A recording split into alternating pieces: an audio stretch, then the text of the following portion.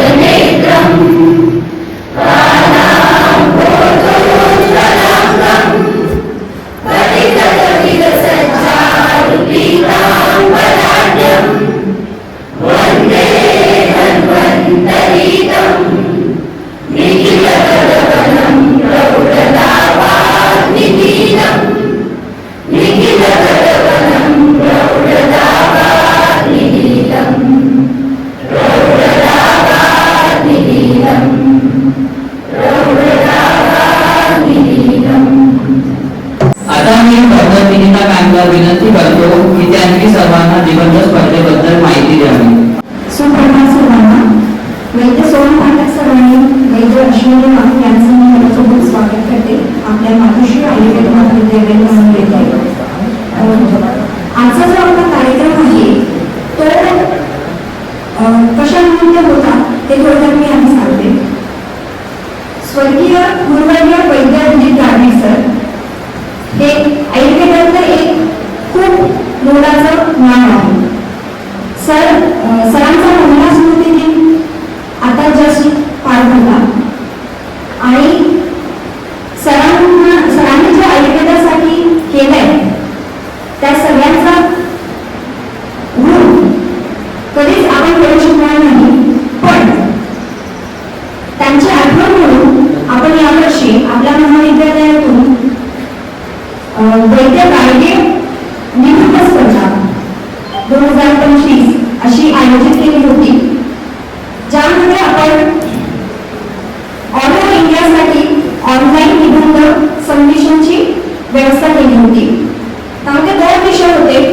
एक होता आयुर्वेद चिकित्सा वैशिष्ट्ये आणि दुसरा होता आयुर्वेद आणि लाईफस्टाईल डिसऑर्डर्स।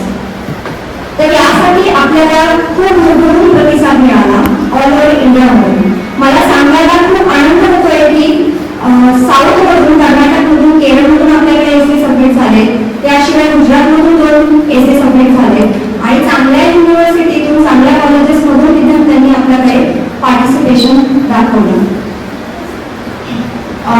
टोटल आपल्याकडे 20 निबंध आलेले आणि त्यातून आपण 2 नंबर काढले आहेत।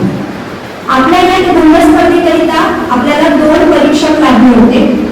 पहिले म्हणजे डॉक्टर प्रवीण भट सर, जे अय्या गोवाला शालाक्य तंत्रमध्ये कार्यरत आहेत, आणि दुसरे होते डॉक्टर नितेश जोशी सर, जे सुमतीबाई शाळा अमृतसर पुणे येथे स्वस्थ रक्त विभागात कार्यरत आहेत। दोन्ही परीक्षकांनी खूप उत्तम असं निबंधाचं परीक्षण केलं आणि आपल्याला रिझल्ट दिले। या रिझल्टमधून आपण 2 नंबर काढले। त्यामध्ये पहिला जो नंबर आहे तो CARC पुणे ऑटोमोटिव्हचं जे कॉलेज आहे तिथली सेकंड इयर BMS ची विद्यार्थिनी गायत्री एंजल हिला मिळाला आहे आणि पहिल्या बक्षिसाचं जे स्वरूप आहे ते आहे 2,500 रोख रक्कम आणि ट्रॉफी प्लस प्रमाणपत्र। त्यानंतर दुसरा जो नंबर आहे निबंध स्पर्धेचा तो आहे साक्षी मर्डे हिला गेलाय। ती आहे रेडेकर कॉलेज गडहिंग्लज कोल्हापूरची विद्यार्थिनी 3rd इयर BMS ची। दोघींनी पण खूप उत्तम असे निबंध लिहिले आहेत आणि मला असं वाटेल की आपल्यापैकी प्रत्येकाने तो निबंध नक्की वाचावा। मी तुम्हाला तो अवेलेबल नक्कीच करून देईन।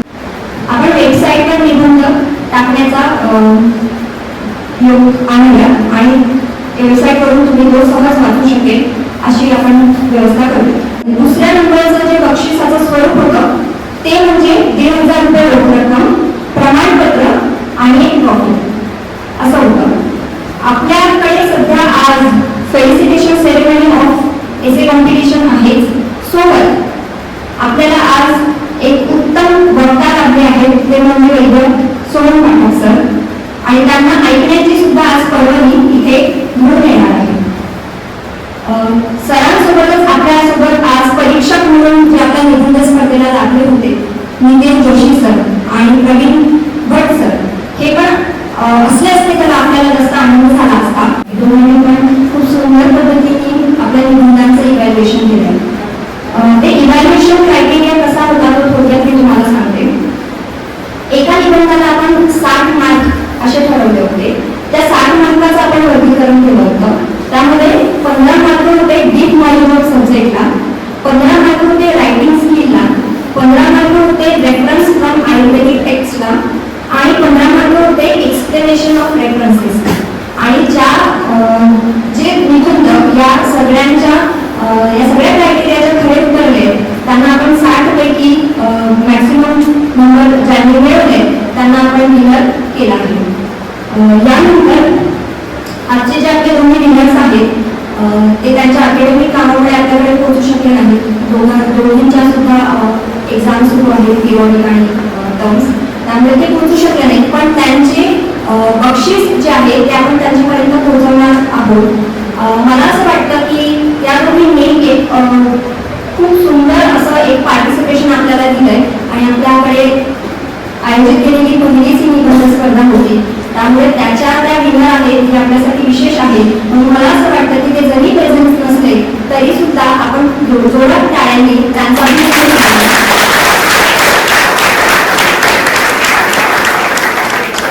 आणि आजचा महत्त्वाचा भाग म्हणजे सोनम पाठक सरांना ऐकणे.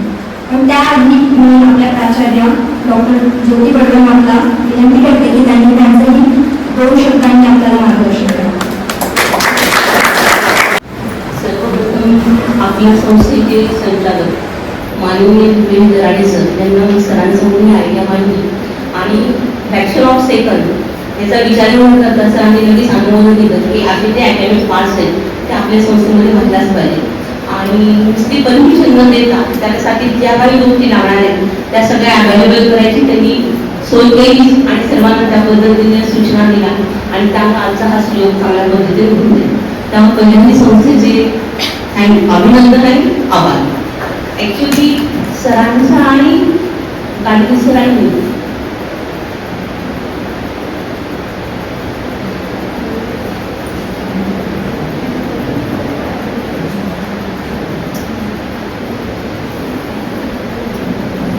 खूप वर्षांचा संपर्क,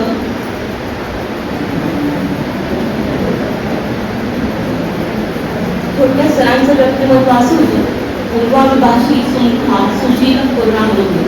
आता तुम्ही सेकंड इयरला आलेला आहात, त्याचा दुसरा अध्याय की माणसाने कसं असावं. म्हणजे असं वाटतं की आता मॅनेजमेंट कसं बोलायचं, कसं चालायचं, कसं बघायचे सेपरेट कोर्स घेतले जातात. पण या संहिता ज्या काही मुल्या गेला त्याचा स्वस्तपुस्तकाचा जो पाठ होता की आरोग्याच्या दृष्टीनं पहिल्यांदा तुम्ही कोणत्या गोष्टी केल्या पाहिजेत आणि मानस लेवलवर तुम्ही कसं वागलं पाहिजे. त्यातला जेव्हा शारीरिक लेवलवर तुम्ही पहिल्यांदा उठलं की काय जे आपले प्रातःविधी असतात ते करून घ्या. नंतर अभ्यंग केलं पाहिजे, स्नान केलं पाहिजे, दंतधावन केलं पाहिजे. त्यानंतर नस्य कधी करायचं, काय कवल कधी करायचा, गौरीश कधी करायचा. त्यानंतरच जो माणूस पाठतो किंवा समाजामुळे होत आहे सोशल ॲटिट्यूड तो कसा पाहिजे. तर पूर्वाभिभाषी सुद्धा जेव्हा आपल्या तुमची माझी ओळख आहे, समोरच्याने माझ्याशी घातलंच पाहिजे टाकून. तर पूर्वाभिभाषी तुमची माझी ओळख असो नसो तर आपण त्याचं चांगलं सुरूप म्हणजे हास्यवंताने ते स्वागत केलं. सुशीला तुमचं वागणं कसं पाहिजे, सुशील पाहिजे. या वेळेला आले हा व्यक्ती कुणीतरी वेगळा का जे काही आपण शिक्षण देतो त्याच्यापेक्षा शिक्षण हा एक पाठ झाला. पण तुमचं शिक्षण फक्त डिग्री असून महत्त्वाचं नाही तर तुम्ही समाजामध्ये 4 लोकांमध्ये समोरच्या मोठ्या लोकांशी कसं वागता त्याला देखील खूप महत्त्वाचं. सुशीला करुणा नाही ते तर त्या करुणेने पूर्णपणे भरलेलीच होती. आणि मृत्यू तरीच की तुम्ही सरांचा जर आवाज ऐकला असा तर अरे बापरे असं तुम्ही इतक्या वर्षांचा जो सहज होता त्या सरांनी कधी चिडले असं मी ते पाहिलंच नाही. आणि त्यांचं चिडणं कसं होतं, फक्त ते हास्याचं स्वरूप वेगळं असायचं. जे काही ते मुलू छान हसायचे ते फक्त हास्य वेगळे आणि त्याच्यावर आपण समजून घ्यायचं की हे सर चिडत नाही. तर त्यांचा कधी आवाज वाढलाय म्हणजे आपण जो म्हणतो ना हास्य कसं असावं, आवाज कसा, तर जी काही नॉर्मल टोन आहे त्या पद्धतीने. दुसरं, नमस्ते शारदे देवी सरस्वती मतिप्रदे वसत्व मम जिव्हाग्रे. सरस्वती देवीची प्रार्थना, तर त्यांच्या जिभेवरती सरस्वती कायम नाचत असायची. आपल्या ज्या ग्रंथरी आहेत, लघुत्री आहेत, त्यांना सरांना तुम्ही कधीही कुठलेही रेफरन्सेस विचारा ते लगेचच श्लोक टाका, इतकं ते पाठवून असायचं. कारण का आयुर्वेदाची पद्धतच पाठ अवबोधन चिंतन या पद्धतीने. आणि सरांच्या दवाखान्यामध्ये एक शिरस होता की जेव्हा त्यांच्या दवाखान्यात कुठल्या विद्यार्थ्यांना यायचं असेल तर कमीत कमी तुम्ही हे सूत्रस्थानाचे हे अध्याय पाठ केले पाहिजे, तरच त्या विद्यार्थ्यांना तिथे एंट्री मिळायची. म्हणजे पुण्यातले बरेचसे लोक हे असे होते की सकाळी कॉलेज कितपत व्हायचं, आत्ता ज्या पद्धतीनं युनिव्हर्सिटीचा तुमची प्रेझेंटी इतकी पाहिजे तितकी पाहिजे या पद्धतीनं आम्ही शिकलो नाही. पण आम्ही आमची संध्याकाळची वेळ कधीच वाया घालवली. म्हणजे वैद्य सोहन पाटील सर आणि वैद्य अश्विन वाणी हे आम्ही खरं गुरुबंधू होतो, गुरुमुखी. दुसरं सोहन पाटील सर म्हणजे माझे क्लासमेट, आम्ही एका बेंचवर बसणारे लोक. पण त्यामुळं आता ज्या आमच्या सगळ्या आठवणी त्यांना जागृत झाल्या. पण आमची मुख्य ओळख जी असतं गुरुबंधू म्हणून आणि मॅडम गुरुभगिनी म्हणून. तिथं आम्ही जे की 6:30 ते 9:30 असायचे. पण तुम्हाला खरंच सांगतो की सप्टेंबर 1992 आमची ऍडमिशन झाली. त्या काळी एक वैद्य मावा कोल्हटकर म्हणून सर होते की जे आमच्या दुर्दैवाने म्हणा किंवा काय कमी किंवा आम्ही पाहायला तरी मिळाले. ते 6 नोव्हेंबर 1992 गेले. त्यापूर्वी एक लेक्चर आमच्या क्लासवर झाले होते. तेव्हा त्या दिवशी आमचा वर्ग तर फक्त 30ची ऍडमिशन होती, तुमची फक्त 100ची तरी. 4 रो होते, फक्त त्या रोवर तास ते 7-8 विद्यार्थी बसले होते. 728 काहीतरी अबसेंट असणारच आले. आणि मग ते आपले हे जे आहे श्लोक आहेत पाणिनींचे, बरोबर आहे, ते नृत्यावसार त्याची निर्मिती कशी झाली, छान अगदी डमरू वाजून वगैरे नृत्यावसाने राजू असा श्लोक वगैरे शिकून मग तुम्ही वैद्यांकडे जाणं का महत्वाचं आहे, आयुर्वेद कसा महत्वाचा आहे, मग वैद्यांकडून काय करायचं असतं, तर हे दर्शन स्पर्शन प्रश्न हा श्लोकाचं एक्सप्लेनेशन केलं. त्यानंतर तुम्ही पुडी कशी बांधली पाहिजे. काही लोकांची पुडी अशी बांधते की जाता जाता सुटून जाते, तर तुम्ही पुडी बांधलेली ह्या कोपऱ्यात जर त्या कोपऱ्यात जर फेकली तर ती सुटता कामा नये. आणि मग त्यांनी सांगितलं की तुम्ही जिथे राहत आहात तुमच्या आसपासचे जे पण वैद्य आहेत तुम्ही त्यांच्याबद्दल जा आणि शिकायला सुरुवात. त्यानंतर बाय चान्स आमच्या वर्गात गायडीस सर आले आणि त्यांनी आम्हाला सुरुवातीला धन्वंतरी श्रवण जे आहे ते आम्हाला सगळ्यांनी शिकवली. आणि त्यानंतर मी सप्टेंबर किंवा ऑक्टोबर असेल 92 पासून ते 2012 पर्यंत माझ्या सरांचा सोबत आधी सरांची विद्यार्थी म्हणून आणि नंतर सरांची ॲसेट म्हणून. म्हणजे सरांकडे काय शिकलं नाही तर सरांकडे खूप काही शिकायला.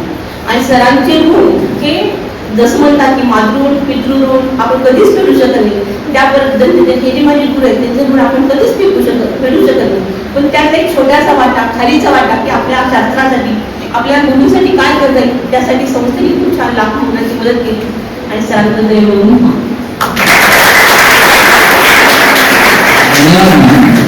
वैद्य सोहन पाटील सरांबद्दल जाणून घेऊया.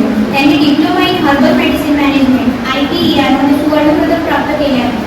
सरांचे MA in Sanskrit, MA in मानसशास्त्र, PhD इन मानसशास्त्र व डिप्लोमा इन योग व आयुर्वेद या सर्व पदव्यांमध्ये पारंगत आहे.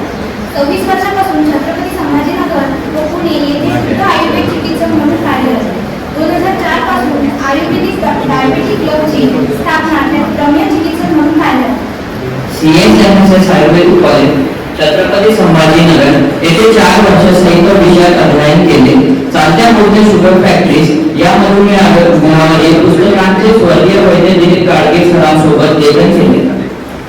मेडिकल वैद्यक संशोधन संस्था पुणे यांच्या 2018च्या रचनात्मक कार्य पुरस्कार त्यांना मिळालेला आहे.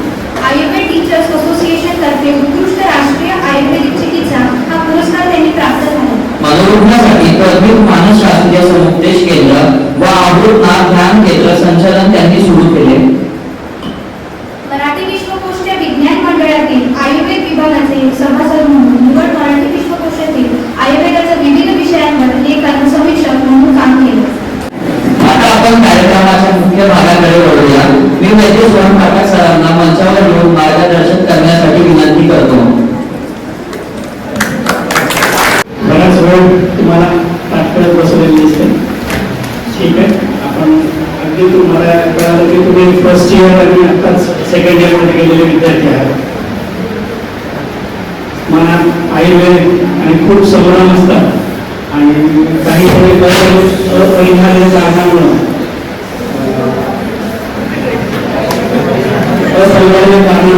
आपण आयुर्वेदाला आलेलो असतो आणि त्याचं अजून ते जे दुःख असतं आपण बऱ्याच वेळा हे असं कसं काय वेगळं आलो बाबा आणि ते दुःख अजून 1 वर्ष झालं तर एक बऱ्याच जणांचं ते दुःख अजून गेलेलं नसतं आणि मग काय करावं नेमकं बाबा पुढे आयुष्यात आणि हे भयंकर विषय भयंकर सगळ्या गोष्टी संहिता संस्कृत आणि जे ते खूप तत्वज्ञानाने भरलेला सगळा विषय आणि 12वीपर्यंत आपण एकदम वेगळ्या आयुष्यात राहिलेलो असतो तर त्यामुळं ही जी काही ट्रान्सफॉर्मेशनची तुमची फेज आहे ती मी चांगली समजू शकतो त्यामुळे मी तुमच्यावर बिलकुल अत्याचार करणार नाही तुम्हाला समजेल म्हणजे अशा भाषेत मी सांगायचा प्रयत्न करेन पण आता तुम्ही आयुर्वेदात आलेला आहात म्हणून माझा विषय मी पहिल्यांदाच ठेवला की बाबा आयुर्वेदमध्ये आलो आहोत तर पाण्यात पडल्यावर आपण काय करतो एक तर झोपतो आणि एक तर उठतो करण्यासाठी काय करावं लागतं हात पाय मारावं मग आता तुम्ही आयुर्वेदाला आला आहात तर कसंही करून 4.5 वर्ष काढायचे बाबा कसं तरी या अत्याचारातून जेलमधून सुटायचं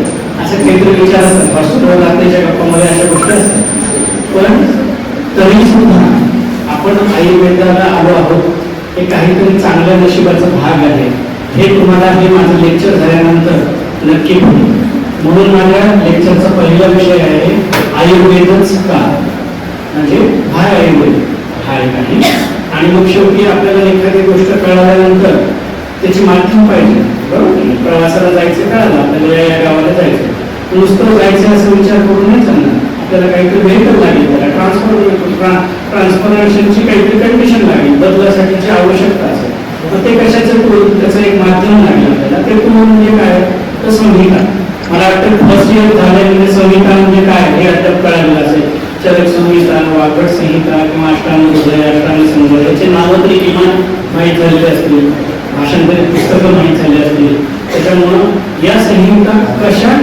उपयोगी आहेत याच्याबद्दल मी थोडक्यात सांगणार मी काही लेक्चरर किंवा प्रोफेसर नाही मी एक चिकित्सक आहे प्रॅक्टिशनर 26 वर्षापासून त्यामुळं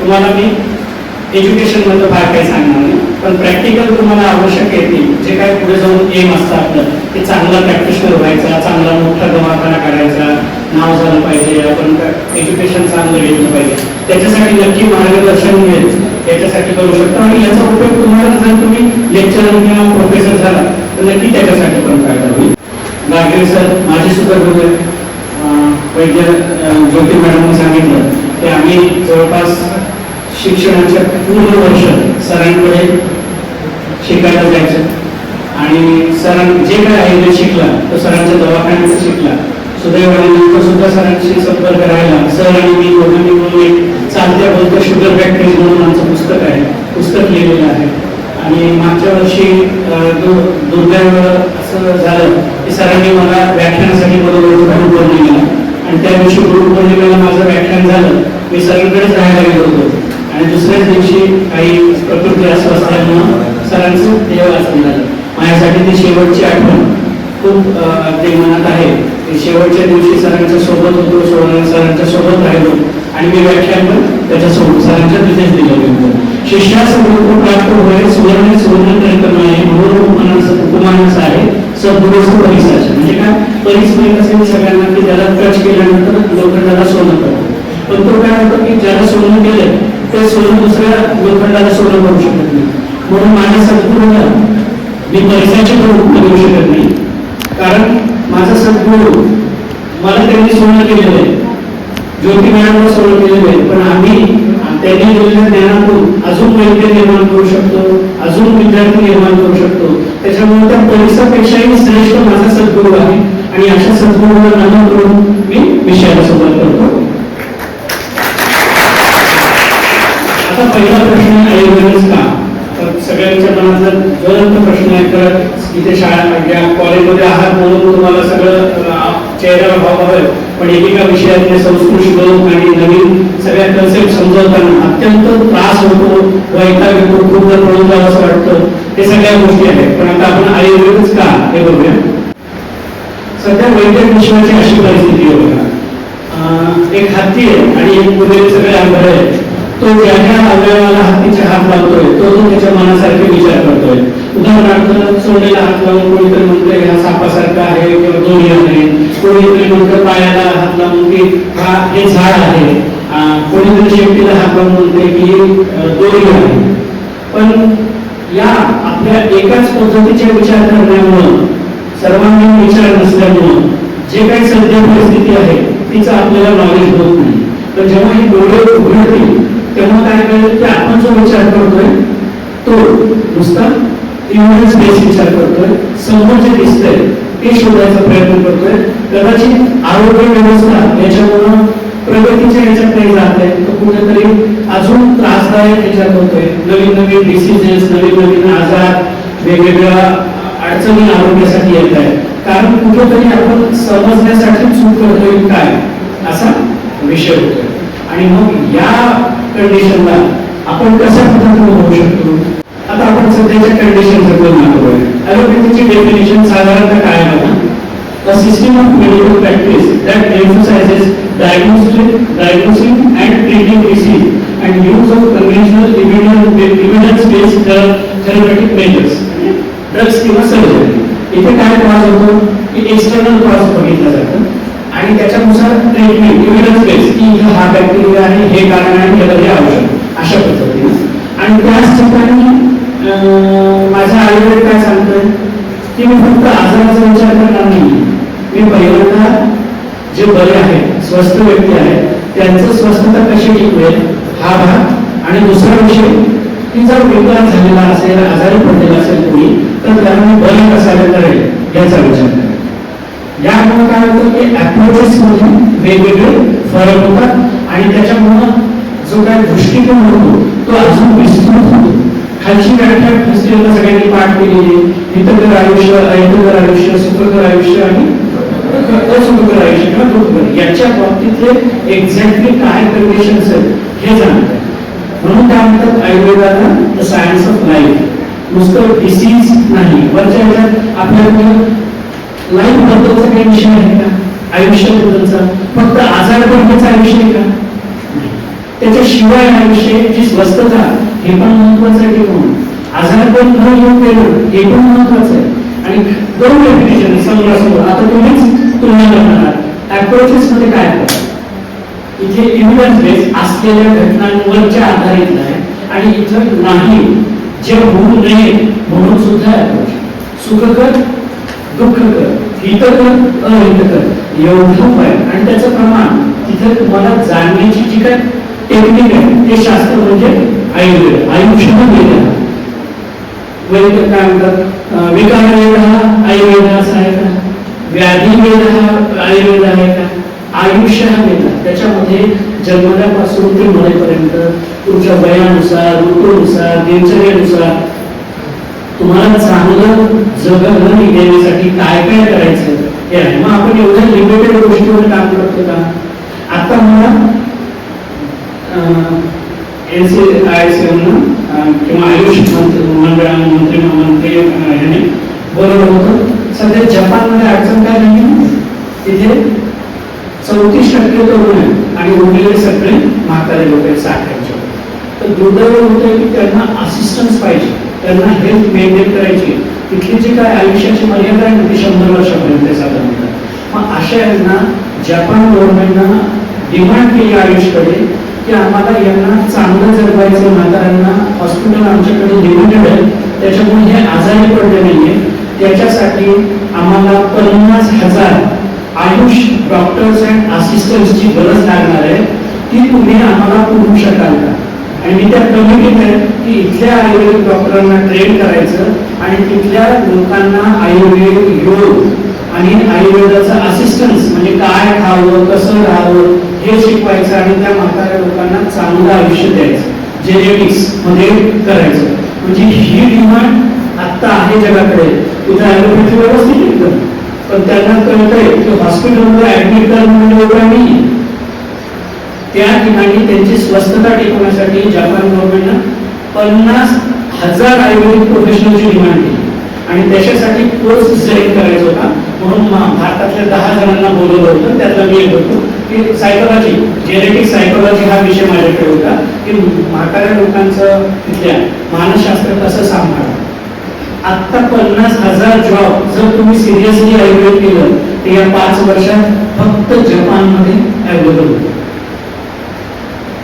फरक कशामुळे नाही हे माहिती होतं की डिसीजसाठी एव्हिडन्स बेस्ड सायन्स आहे, पण लोकांना जगाला कळते की नाही हे परिपूर्ण नाही, हे आपल्याला वेगळा अप्रोच ठेवावा लागणार आहे, म्हणून अशा कंडिशन्स येतात. आता डिसीजची डेफिनेशन ही तुम्हाला सगळ्यांना माहीतच असेल, वाचू शकता तुम्ही की पर्टिक्युलर ॲबनॉर्मल कंडिशन आहे की ज्याच्यामध्ये आपल्याला ऑर्गॅनिझम बाहेरच्या गोष्टीपासून काही त्रास झालेला आहे, बॅक्टेरिया व्हायरस पासून अशापासून जे काही डिस्पन्सिंग होत झालेलं आहे इंटरनल किंवा एक्सटर्नल पासून तर डिसीज म्हणतो. आणि आपल्याकडे काय सांगितलं, विकारो धातो वैषम्य साम्यम प्रकृती उच्यते, सुख सौमिकम आरोग्य विकारो दुःख्यम. सुख म्हणजे काय, म्हणून अनुकूल निरोगी सुख. बऱ्याच वेळा काय असतं की डायग्नोसिस मध्ये बॅक्टेरिया और रिपोर्ट्स आर नॉर्मल पण सिम्पटम दिसतात, मग तिथं काय म्हटलं जातं की हे सायकोलॉजिकल आहे. तुम्ही अजून तर प्रॅक्टिस मध्ये नाही येईल तुम्ही, पण बऱ्याच वेळा असं म्हणतं की हे सायकोसोमॅटिक डिसऑर्डर आहे, सायकोलॉजिकल आहे, याला काही ट्रीट करायची गरज नाही. अशा मी जर तसा विचार केला तर असं होईल, पण माझं शास्त्र हे माझ्या शरीराचं इक्विलिब्रियम, दोष धातू बल यांचा जर बॅलन्स डिस्टर्ब असेल कुठे तर त्याच्याबद्दल विचार करते आणि त्याचं इक्विलिब्रियम मेंटेन करणं म्हणजे आयुर्वेद. मला बाहेरून त्रास काय होतोय काय नाही याचं मला काही घेणं देणं नाही. मला काय पाहिजे की माझ्या शरीराची स्वस्थता टिकली तर बाहेरून कोणी आक्रमण करेल का. आता तुम्ही बघितलं की आता भारत आणि पाकिस्तानच्या युद्धामध्ये काय होत होतं, आपली डिफेन्स सिस्टीम चांगली होती त्याच्यामुळे तिकडचं एक तरी मिसाईल पडलं का नाही. मग त्या मिसाईल का नाही झालं, कारण आपली डिफेन्स सिस्टीम चांगली. काय तसंच आहे, जेव्हा आपल्या धातू वैषम्य जेव्हा नष्ट होईल आणि साम्यता येईल तेव्हा विकार होणार नाही. मग आता पाहिलं आपण कोरोनाच्या काळामध्ये इन्फेक्शनच्या याच्यामध्ये सगळ्या याच्यामध्ये ज्यांची इम्युनिटी स्ट्रॉंग आहे ते तर व्हायरस सगळीकडे सारखाच आहे, बॅक्टेरिया ऑर्गॅनिझम सगळं सारखं, व्हायरस सारखं, पण माझी इम्युन सिस्टीम कशी आहे त्याला. म्हणून कशावर फोकस करतं माझं सायन्स, माझ्या सेल्फ कशी कंडिशन आहे आरोग्याची त्याच्यावर करतं आणि ती टिकवण्यासाठी जे काय मेडिसिन्स आणि जी काय जीवन जगण्याची पद्धती ते सांगतं. त्याच्यामुळं हा स्पेक्ट्रम आयुर्वेदाचा प्रचंड प्रभाव, प्रचंड शब्द सध्या त्याच्यामुळं हा अप्रोच होतोय की आता पुन्हा तोच विषय होता की दर सगळ्या मॉडर्न सायन्सच्या पॅटर्नमध्ये आता वेटरनरीला 6 महिन्याचा आयुर्वेदाचा कोर्स त्यांनी ऍड केलेला आहे. तसं प्रत्येकाला आयुर्वेदाचे दिनचर्या, ऋतुचर्या आणि या सगळ्या सिस्टीम MBBS मध्ये सुद्धा 1 वर्षासाठी आता कोर्स त्यांना ऍडिशनल देण्यात येणार आहे. हे करावंच लागणार आहे कारण सक्सेस होत नाही. आपल्याला दिसतं जेवढं हॉस्पिटल भरलेले वगैरे पण ओव्हरऑल हेल्थची कंडिशन फार चांगली नाही. त्याच्यामुळे हे अप्रोचेस खूप महत्वाचे आहेत आणि तेव्हा ते कोणी MBBS किंवा दुसऱ्या पॅकेजच्या लोकांना बोलवणार नाही, ते कोणाला बोलवणार आहे, तुम्हाला बोलवणार आहे. त्याच्यामुळे तुमच्या आयुष्यात पुढे खूप मोठ्या संधी येणार आहेत, पण फक्त एक आहे की आपल्याला टिकून राहायचं, अल्पसंतुष्ट राहायचं नाही. एक गोष्ट सांगतो तुम्हाला, फार मजेशीर गोष्ट आहे. आज आपल्याला मी तुम्हाला शिकवणार नाहीये काय गोष्ट सांगणार आहे, खूप काय गमती सांगणार. एक मला वाटतं चायनीज गोष्ट आहे ती. एका भयंकर वाळवंटामध्ये म्हणजे तर काही शेती नाही काही नाही, एक कुटुंब राहत असतं त्या ठिकाणी. त्यांच्या आसपास काही नाही. एक अशा म्हणजे कशा तरी खराब घरामध्ये एक मुलगा, 2 मुलं, वडील आणि आई असे राहत असतात. मग एक साधू आणि 4 त्यांचे शिष्य जातात तिथे. असं कसं काय जगू शकतं तेवढं गरम वातावरणात आणि ह्याच्यात कसं काय जगतात. साधू म्हणतात चालू विचारू शकतो. मग तिथे पाहतात त्यांना बोलतो काय कसं काय नमस्कार होते. तुम्हाला इथं शेती नाहीये काही नाहीये, तुमचं उत्पन्नाचं साधन काय, तुम्ही जगता कसं, खाता कसं. तर बाहेर जे आहे एक गाय दाखवतो, एकदम किटली गाय असते, मरतुकडी गाय असते, एकदम त्याला काही हे नाही. ती गाय दूध देते ना त्याच्यावर आम्ही जगतो. बापरे, बरं ठीक आहे तुम्ही खातात दूध पीत असाल तुम्ही ठीक आहे, पण उत्पन्नासाठी काय करतात? नाही, तिथंच दूध आम्ही उरलेलं विकतो आणि त्याच्यावर जगतो. हा हैराण होतो की गायीची परिस्थिती कशी, हे चौघ असे एकदम बारीक असे झालेले व्याधीत असे दिसत आहेत आणि त्या गायीवर अवलंबून. मग तिथूनही नाट्य नमस्कार करून मग ते निघाल्यावर गुरु फार हुशार असतो. तो म्हणतो काय वाटलं बघून, कमाल बाबा ती गाय नसली तर कसं होईल त्यांचं काम, सगळे मरून जातील म्हणून असं वाटतं. या सगळ्या कंडिशन मध्ये साधू काय म्हणतो एका शिष्याला, तू एक काम कर, आज रात्री ती गाय सोडली. काय सांगताय तुम्ही, गुरु असं म्हणून काय सांगताय? इथं आता सध्या तरी आपण काय बघतो, तो डायरेक्ट म्हणतो गुरु असं म्हणून काही शिकवतं का मला ती गाय, म्हणते सोडून नाही. म्हणतं काय नाही, माझं ऐकायचं, ती गाय सोडून नाही. कुटुंबाच्या भानगडीत पडतोय, गुरुच्या कुटुंबी शिष्यत्व पत्करलं, पण जाऊ गुरुचा ऐकावा म्हणून रात्री तू गाय हळूच जातो आणि सोडून जा आणि पूर्ण घाबरून जातो तो अक्षरशः. मग ते निघून जातात त्या गावात. 10 वर्षानंतर पुन्हा त्या गावात येत असतात, तेव्हा त्या शिष्याला टेन्शन यायला लागते, अरे आता ते सगळे मेले असतील आणि माझ्यावर पाप कष्टपूर्वक माझा असं सांगतो काय वगैरे लागतं. पुन्हा आठवत होतो, तुला आठवतो मी तुला हो सर काय करणार, मला तुम्ही सांगितलं होतं आणि मी ते केलं. आता त्याला भेटायला जायचं, जिवंत तर असायला पाहिजे, ते भेटायला नाही, चल जाऊ. मग ते गावात विचारतात तो माणूस कुठं आहे काय, तो म्हणतो तो जो बंगला दिसतो ना हिरवळीच्या ह्याच्यात, तो त्या माणसाचा.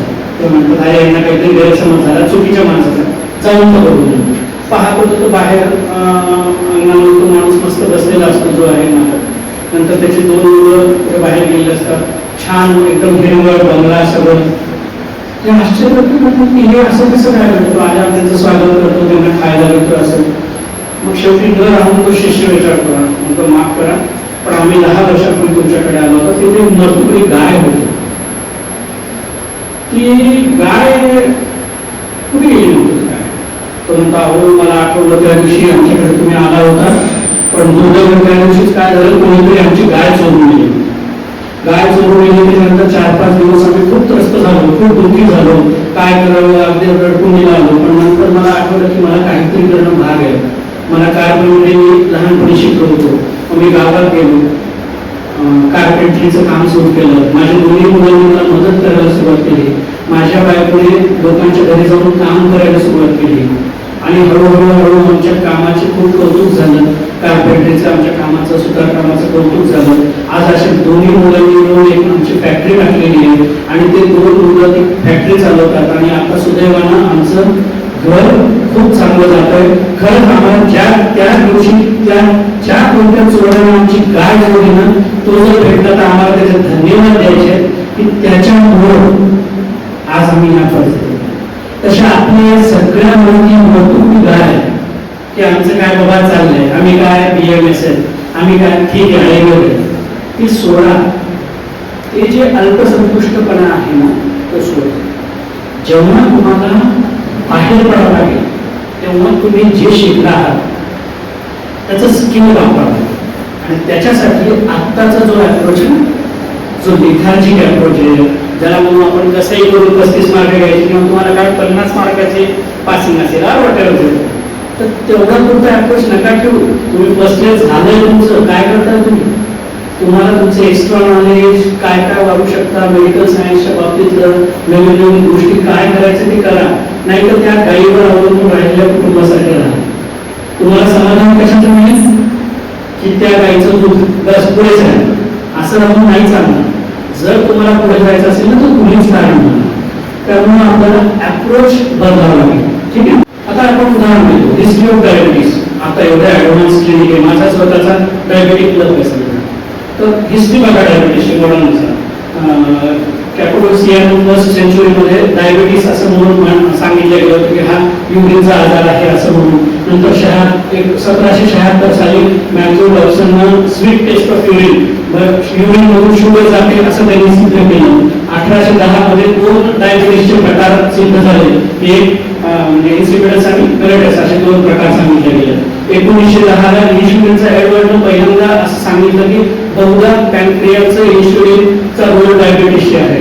नंतर युरिन चेकिंग डिव्हाइस जे झालं ते 1911 साली झालं आणि सर्वात क्रांतिकारक दिवस जो होता इन्शुलिन डिस्कवरी, ज्याला वर्ल्ड डायबेटिक डे म्हणतो आपण 14 नोव्हेंबर, त्याला बेंडिकनं आणि त्यांनी 100% सांगितलं की इन्शुलिनच्या प्रमाणावर डायबेटीसचं त्यांना नोबेल प्राइज मिळालं त्यांना, आणि तेव्हापासून डायबेटीस हा आजार सिद्ध झाला की अशा पद्धतीने. नंतर 1964 साली रक्त तपासणी आली. आपल्याला काय वाटतं की मॉडर्न मध्ये काय HbA1c आहे, नंतर फास्टिंग आहे, पोस्टमेल आहे, आता 1.5 तासाचा एक येणार आहे अजून इन्व्हेस्टिगेशन, त्याचे पॅरामीटर्स वगैरे. हे केव्हाच आहे? 1964 सालचं आहे. आणि नंतर 1976 साली 3 सायंटिस्ट म्हणून असं सांगितलं की डायबेटीसचं नुसतं औषध घेऊन उपयोग नाहीये, त्याला आहाराचं पण नियंत्रण करायला पाहिजे.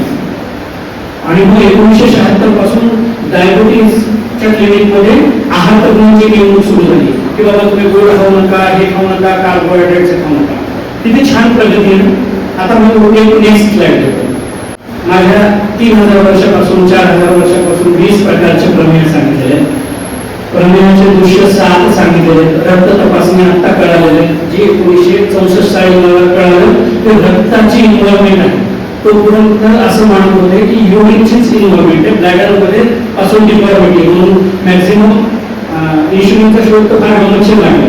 ते एका कुत्र्याच्या थायरॉइड ग्लँडवर प्रयोग करत होते आणि त्याच्यासाठी सल्फोनिल नावाचे औषधं दिले गेले आणि हायपोग्लायसेमियानं मेलं होतं. मग लक्षात आलं की थायरॉइडपेक्षा काहीतरी वेगळी सिस्टीम आहे, आणि मग नंतर डायबिटीसची औषधं सल्फोनिल, मेटफॉर्मिन वगैरे ती 1911 साली झाल्या. त्याच्यानंतर मग सर्वात जास्त पहिल्या महायुद्धात त्याचा वापर केला गेला या सगळ्याच्या. नंतर व्यायामाचे आणि आहाराचे महत्व हे 1976 साली सांगितले गेलेले. आणि आपल्या याच्यात जर तुम्ही आता सेकंड इयरला प्रमेय अध्याय वाचाल तर प्रत्येक ठिकाणी वापरणाऱ्यांनी सांगितले की 400 कोस चालावं, नेहमी बघावं, एवढं मेहनत करा, डायबिटीस झाला असेल तर 400 कोस चाला, नेहमी बघा. फिजिकल एक्झर्शन तुम्हाला मस्त आहे. आणि डायबिटीसचे जे दृश्य सांगितलेले ते फक्त रक्त नाही, रस, लसिका, मांस, वेग असे वेगवेगळे 7 दृश्य सांगितलेले. अजून त्याचे इन्व्हेस्टिगेशन राहिले. आता आपण खुश आहोत, रक्ताची तपासणी आली आहे तर आपण म्हणतो की yes we can diagnosis diabetes. जे समोर दिसतं त्याचं औषध आहे, एवढंच बेस्ट. मला युरिनेशन जास्त असणारा पेशंट आहे पण शुगर नॉर्मल आहे, तुम्हाला डायबिटीस नाही, तुमचं सायकोलॉजिकल आहे असं म्हणू शकतो. पण माझ्या सायन्समध्ये 7 टेस्टिंगचे अल्गोरिदम अजून सांगितलेले आहेत. ते कोण शोधणार आहे? बीएमएसची किती कॉलेज? 108, 130. ते विद्यार्थी काय करणार? Allopathy practice. हे काम कोणाचं आहे? रक्ताचा शोध लावला, रक्ताच्या मध्ये शुगर असते हा शोध लावला. हा कौतुकाचा विषय 1976 साली.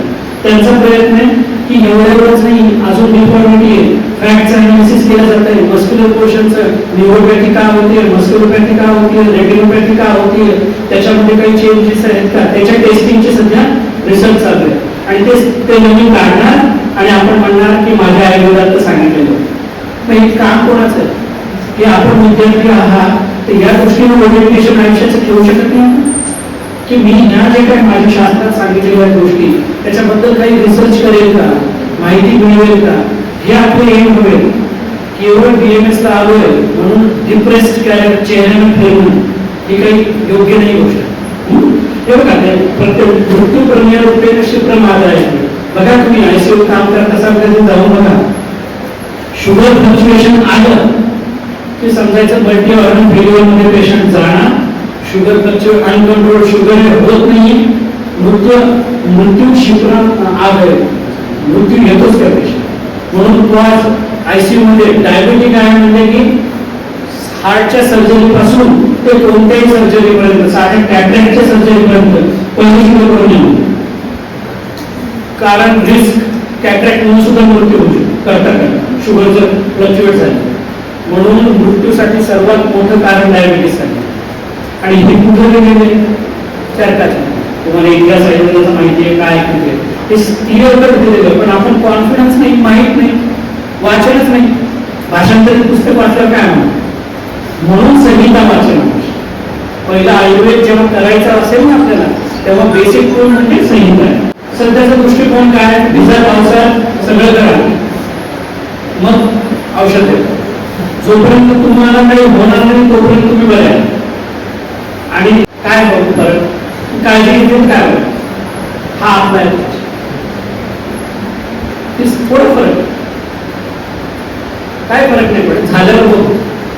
माझं काय म्हणणं, पूर्ण दिलं तर हे दोन अप्रोचेस मधले फरक येतात. आणि हा आपला कॉन्फिडन्सचा एरिया आहे. जर कोणी तुम्हाला सध्याच्या सायन्सबद्दल आणि आयुर्वेदाची तुलना करत असेल तर या आपल्या प्लस पॉईंट्स आणि त्याच्यावर जर फोकस केला तर नक्कीच जे काय आरोग्य अवस्था आहे मी सुरुवातीची दाखवली ती नाही होणार. एखाद्या व्याधीचं एलिव्हेटिव्ह स्वरूप आपल्याला. आयुर्वेदाचं प्रयोग काय, स्वस्थ स्वास्थ्य लक्षण आतुरस्य विकार, दोन गोष्टी हे आपण आता हे आपल्या आरोग्याचे क्रायटेरिया आहे. आता पहिली डेफिनेशन आठवायची,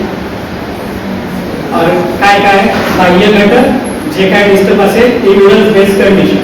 इथं माझ्या आरोग्याचे तपासायचे, अजून औषध द्यायची क्रायटेरिया काय आहे आरोग्य. अशा त्यांनी काय प्राप्त होतं, आरोग्य ऐश्वर्य यश लोकांश शाश्वत आहे. म्हणजे केवळ याच्यात निघून सांगितलंय का की डिसीज फ्री राहू आपण, तेवढंच नाही, आयुष्य तर मिळतं, आरोग्य मिळतं, ऐश्वर्य मिळतं, यश मिळतं. जर प्रॉपर हेल्थ असेल तरच आपण अचिव्हमेंट करू शकतो, बरोबर. आता माझ्याकडे शूटिंग स्पर्धा असणाऱ्या काही पेशंट येतात. कशासाठी येतात की त्यांचं कॉन्सन्ट्रेशन राहावं म्हणून ध्यान करायला. हे काय यश दिनचर्या त्यांना फॉलो करायला सांगतो आपण, काय खायला पाहिजे काय नाही. तेव्हा त्यांच्या ज्या कन्सेप्ट आहेत त्यांना त्या स्पर्धेमध्ये यश मिळू शकतं. यश एवढ्या गोष्टी मिळू शकतात. आता झोप इतकं महत्वाचं आहे. साधारणतः स्लीप या इंडस्ट्री झोपे स्लीपिंग पिल्स याच्यामध्ये सध्या पूर्ण जगाच्या याच्यामध्ये डेली कन्झम्पशन म्हणजे त्याच्या ज्या औषधाच्या ज्या प्रॉडक्टचं कन्झम्पशन आहे तो तर मागच्या वर्षी 780 कोटी रुपये. स्लीपिंग पिल्सचा खर्च हे ज्या काही कंपन्या आहेत 780 करोड एक. एवढी मोठी अडचण आहे. तुमच्याकडे सोल्युशन आहे त्याचं काय घेऊ शकतो.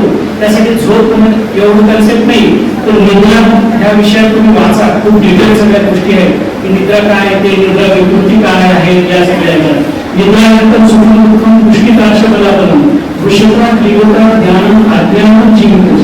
म्हणजे तुमचं ज्ञान अज्ञान वृषभा क्लिबता सगळं गोष्ट त्या झोपेवर अवलंबून आहे. मग ती कन्सेप्ट हेल्दी स्लीप कशी पाहिजे, फक्त तुम्ही हेल्दी स्लीप एवढं करून सुद्धा स्वतःचं क्लिअर देणार एवढं सुद्धा क्लिनिक टाकू शकतो. सध्या अशा पद्धतीने स्पेशलाइज क्लिनिक होत आहे. स्लीप क्लिनिक अशी कन्सेप्ट सुद्धा तुम्ही करू शकता. आणि याच्यासाठी मॉडर्न मध्ये सोल्युशन फक्त टॅबलेट आहे.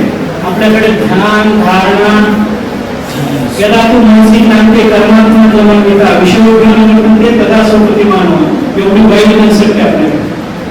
मन करणं इंद्रिय विड्रॉ होणं या सगळ्या कन्सेप्ट. मग त्याच्यासाठी तुम्ही ध्यानाचा औषधाचा वापर करू शकता आणि केवळ स्लीप क्लिनिक सुद्धा काढू शकता.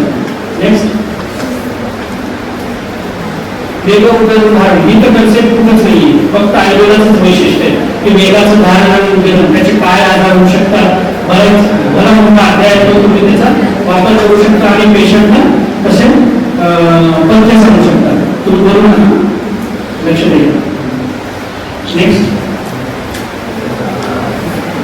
मानस दोष धारण म्हणजे काय होतं की बऱ्याच वेळा फक्त मेडिकल सायन्स हे हेल्थ रिलेटेड म्हणजे काय तर शरीराशी संबंधित, पण आपल्याकडे मानस विकार मानस रोग मानस आरोग्याला खूप महत्व दिलेले आहे. म्हणून काय सांगितलेलं आरोग्य 3 गोष्टी सांगितले, मानस शारीरिक आगंतुक अशा 3 पद्धतीने आपल्याला महत्वाचं आहे. शरीराच्या विकाराचे 2 गोष्टी सांगितले, ते सांगितले शरीर आणि मानस. मानस विकार होऊ नये म्हणून सुद्धा हे सगळे धार्मिक केलेले लोभ ईर्ष्या द्वेष मात्सर्य मी त्या विषयावर कधी जर योग आला अजून तुम्ही मोठे व्हाल सेकंड इयर थर्ड इयरला गेल्यानंतर तरी या विषयावर तुम्ही मानस रोगावर पण लेक्चर द्यावं लागेल. नेक्स्ट शोधन पंचकर्म ही कन्सेप्ट सुद्धा नाही हे आपलं वैशिष्ट्य आहे. पंचकर्म करणं मी तर असं बघतो की कित्येक मानस विकारात सुद्धा पंचकर्म केल्यानंतर एकदम सिझोफ्रेनियाचे अटॅक कमी होतात, एकदम ड्रास्टिक चेंज झाले. माझ्याकडे व्हिडिओ आहे की आजचा विषय नाही, पण शोधन हे स्वास्थ्यासाठी पण आवश्यक आहे आणि व्याधीसाठी पण आवश्यक आहे. नेक्स्ट मी तुम्हाला काही फोटो दाखवणार. पंचकर्माचा उपयोग. नेक्स्ट, गाठणारी पचन क्षमता ही खूप महत्वाची. शांततेतून क्रियेतून अग्नी शांत झालं की मरण. ठीक आहे, म्हणजे एवढं कन्सेप्ट आहे. फक्त आपण म्हणतो हार्टबीट बंद झाले का, ब्रेन डेड झालं का, ओव्हरऑल जे काय पहिल्या जन्माच्या क्षणाच्या वेळेस जो अग्नी संतुषित झालेला आहे तो शांत झाला की काय होणार, मृत्यू.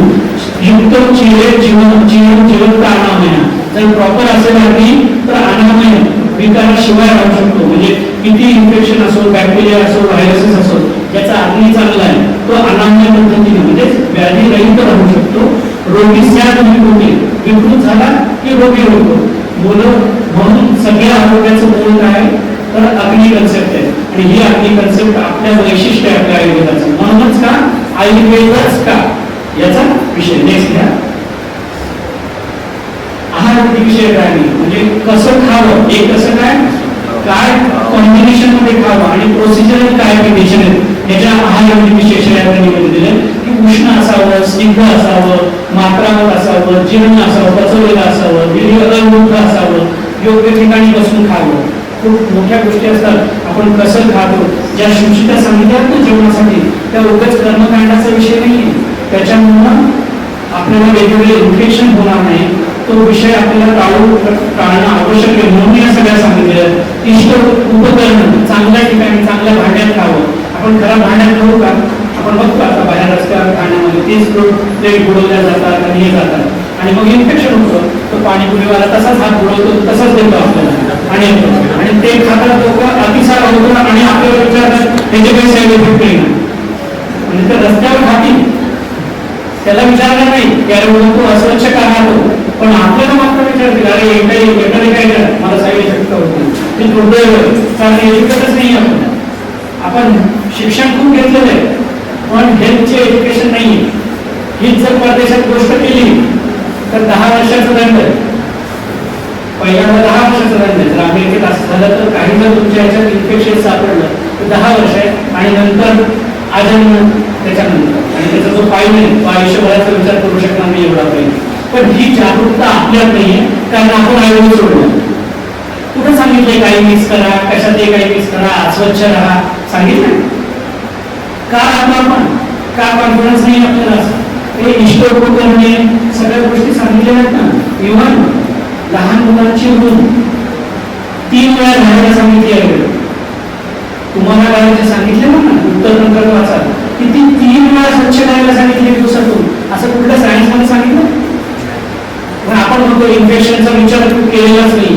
मी देतो रेफरन्स तुम्हाला. उत्तर तंत्रात असं सांगितलेलं की लहान मुलांची जी रूम आहे त्याला 3 वेळा स्वच्छता करा. का ग्रहबाधा, राक्षस बाधा होऊ नये, इन्फेक्शन होऊ नये. पण आपल्याला माहित नाही, त्यांचा संहिताच वाचत नाही.